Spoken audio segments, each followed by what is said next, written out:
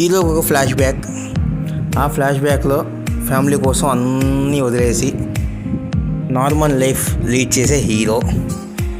ఆ flash back తాలూకా మరకలు పోక మళ్ళీ తన లైఫ్లో ఏదో సమస్య రావటం, మళ్ళీ అదే ఫ్లాష్ బ్యాక్ లైఫ్కి వెళ్ళడం, అదంతా క్లియర్ చేసుకోవటం, ఫైనల్గా తను మళ్ళీ ఫ్లాష్ బ్యాక్ లైఫ్లో ఉండటమా లేదంటే ఫ్యామిలీ లైఫ్కి రావటమా, రెండింటిలో ఏదో చేయటం.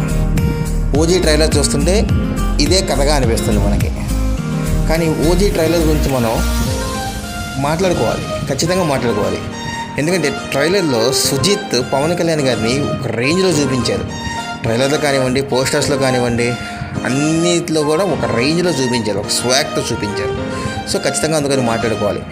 ఇంకా ఈ ట్రైలర్ కనుక క్లిక్ అయినట్టు సినిమా కనుక క్లిక్ అయితే, సినిమాలో బ్యాక్గ్రౌండ్ మ్యూజిక్ ట్రైలర్లో క్లిక్ అయితే ఖచ్చితంగా ఏమాత్రం ఊహించని మెంబర్స్ అయితే అక్కడ పడే అవకాశం ఉంది బాక్స్ ఆఫీస్ దగ్గర. అదేవిధంగా ఈ సినిమా గురించి, ఈ ట్రైలర్ గురించి ఎందుకు చెప్పుకోవాలంటే పవన్ కళ్యాణ్ ఫ్యాన్స్ సినిమా కోసం కాయలు కాసిలా వెయిట్ చేస్తారు కదా 2 సంవత్సరాలుగా. ఎందుకు రీసెంట్గా ట్రైలర్ రిలీజ్ లేట్ అయింది, ఏ టైంలో అయినా రావచ్చు అని చెప్పి తమన్ గారు పోస్ట్ చేశారు ట్విట్టర్లో.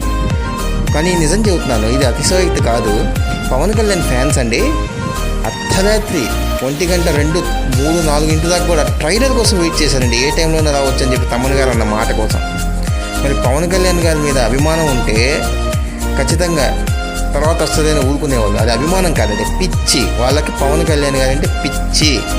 I'm not a Pawan Kalyan fan, but I know వాళ్ళు ఎలా ఉంటారో నాకు తెలుసు. సబ్స్క్రైబ్.